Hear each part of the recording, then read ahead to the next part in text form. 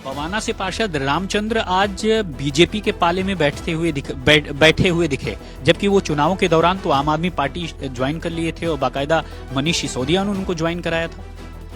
तो ऐसा ही है, मेरे को इस बारे में जानकारी नहीं है, ना मैंने उन्हें रामचंद्र जी का जो सदन में देखा। यदि ऐसी बात है तो चुनाव के दौरान कई चीज़ें घटनाक्रम हुए होंगे, कई उलट पलट हुए होंगे। अब ये आगे आने वाले 2-4 दिनों के अंदर पिक्चर क्लियर होगी कौन सा पार्षद कहाँ गया। दिल्ली पर किस तरह का टैक्स लगेगा, खासकर एमसीडी के जरिए, प्रॉपर्टी टैक्स, हाउस टैक्स और तमाम टैक्सेस कैसे होंगे, ये शेड्यूल ऑफ टैक्सेस आज पास कर दिया गया है। लीडर ऑफ हाउस के साथ मैं जुड़ रहा हूं, मुकेश गोयल जी। सर, बहुत बहुत स्वागत है।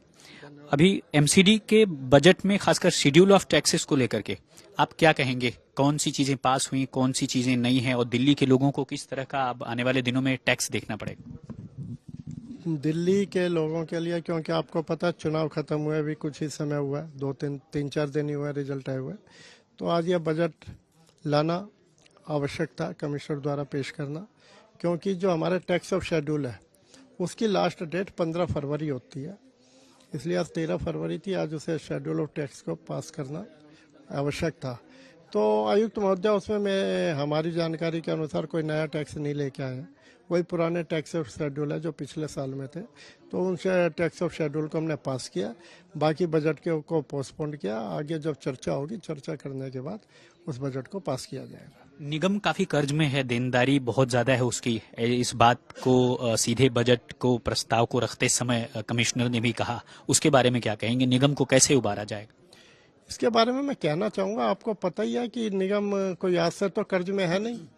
जब 2022 के अंदर आम आदमी पार्टी ने सत्ता संभाली थी, इससे ज़्यादा कर्ज के अंदर नगर निगम थी।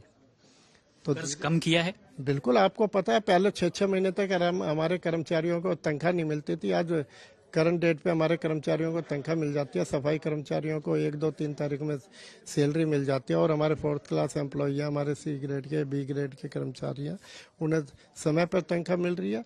और जो हमारे पेंशनरों का और जो हमारे रिटायर्ड कर्मचारियों के बेनिफिट थे, उसके अंदर भी काफ़ी कई साल का गैप था, उस गैप को भी कम किया गया। मुकेश जी, तकरीबन 8 पार्षद बीजेपी के विधायक बन गए, आपके 3 पार्षद विधायक बन गए, नंबर कम हो गया और तकरीबन 5 का अंतर है सत्ता पक्ष और विपक्ष में। आपके 112 पार्षद हैं कुल और बीजेपी के 117 पार्षद हैं।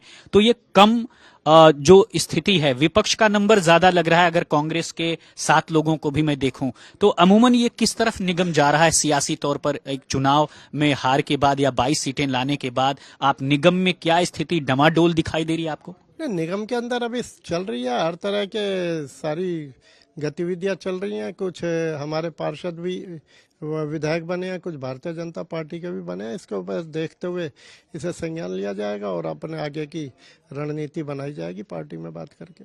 बवाना से पार्षद रामचंद्र आज बीजेपी के पाले में बैठे हुए दिखे, जबकि वो चुनावों के दौरान तो आम आदमी पार्टी ज्वाइन कर लिए थे और बाकायदा मनीष सिसोदिया ने उनको ज्वाइन कराया था।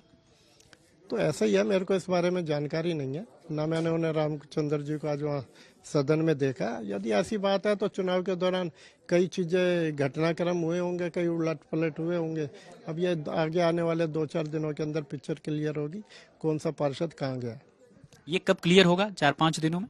5-7 दिन में पता चल जाएगा कौन पार्षद कहाँ गया, कहाँ नहीं गया।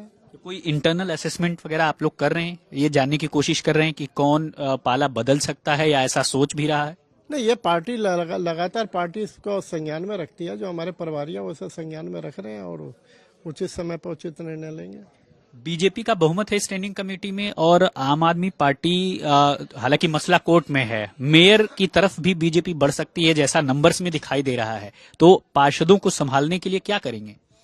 पार्टी अपनी रणनीति बनाएगी। हमारी पार्टी के प्रभारी है, वो अपने बात करेंगे, अपने सभी लोगों से बात करेंगे, पार्टी में ऊपर के शीर्ष नेतृत्व से भी बात करेंगे, अपने पार्षदों से भी बात करेंगे। जो नतीजा निकलेगा वह सब आप लोगों के सामने होगा। बहुत शुक्रिया बातचीत करने के लिए। और चुनावों के दौरान तकरीबन 5 पार्षदों ने आम आदमी पार्टी छोड़कर बीजेपी का दामन थाम लिया और अब आपने देखा कि किस तरह से विधायक बनने के बाद भी लगातार जो पार्षदों की संख्या है वो कम हो गई, क्योंकि वो विधायक बन गए।